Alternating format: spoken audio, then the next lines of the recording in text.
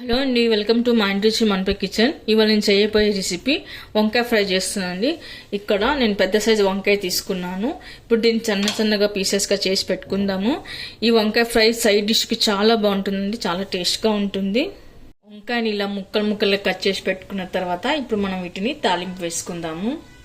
నేను ఇక్కడ కడాయి పెట్టుకొని 2 టేబుల్ స్పూన్లు ఆయిల్ వేసుకున్నానండి.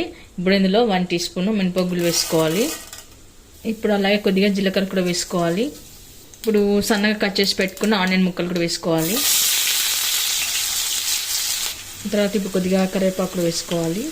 తర్వాత ఇప్పుడు కొద్దిగా పసుపు వేసుకోవాలి. తర్వాత ఇప్పుడు కొద్దిగా అల్లం వెల్లుల్లి పేస్ట్ వేసుకోవాలి. అలానే కొద్దిగా సాల్ట్ వేసుకుందాము. ఆనియన్ ఎర్రబడే వరకు కలుపుకోవాలి. ఆ తర్వాత ఇప్పుడు కొద్దిగా పుదీనా వేసుకుందాము. పుదీనా వేయడం వల్ల టేస్ట్ బాగుంటుందండి. మీకు ఇష్టమైతే వేసుకోవచ్చు, లేకపోతే స్కిప్ చేయొచ్చు. ఆ తర్వాత ఇప్పుడు మనం సన్నగా కట్ చేసి పెట్టుకున్న వంకాయ ముక్కలు కూడా వేసుకుందాము.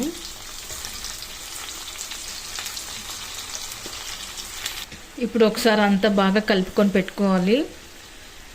అంతా కలిపి పెట్టుకున్న తర్వాత ఒక 2 మినిట్స్ మూత పెట్టి మగ్గించుకుందాము. 2 మినిట్స్ తర్వాత మనం ఇప్పుడు రెడ్ చిల్లీ పౌడర్ వేసుకుందాము. మీకు ఎంత కారం తింటే అంత చూసి వేసుకోండి.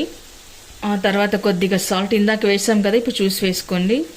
ఆ తర్వాత ఇప్పుడు కొద్దిగా ధనియాల పొడి కూడా వేసుకుందాము. ఇవన్నీ వేసాక ఒకసారి బాగా కలుపుకొని పెట్టుకుందాము.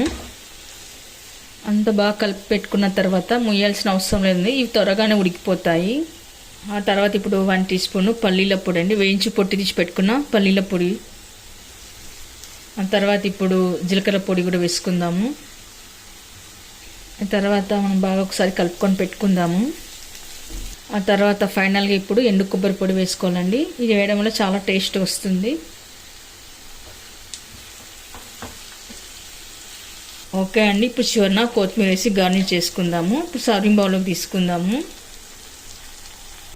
ఓకే అండి, గుంగుమలాడే వంకాయ కర్రీ రెడీ అయిపోయింది. మీరు కూడా ఒకసారి ట్రై చేయండి. మీకు ఎలా కుదిరిందో కామెంట్స్లో పెట్టండి, లైక్ చేయండి, షేర్ చేయండి. తప్పకుండా మన వీడియోని సబ్స్క్రైబ్ చేయండి. ఈ కర్రీ రైస్లోకి, చపాతీలోకి, రోటీలోకి, పులుగులకి అన్నిటిలోకి చాలా బాగుంటుంది. సైడ్ డిష్గా కూడా చాలా టేస్ట్గా ఉంటుంది. నాకు ఈ కర్రీ చూస్తేనే నోట్లో నీళ్ళు వస్తున్నాయండి, అంత టేస్ట్ కొండి ఎప్పుడెప్పుడు తినాలా అనిపిస్తుంది. మీరు కూడా ఒకసారి ట్రై చేయండి. Thank you for watching.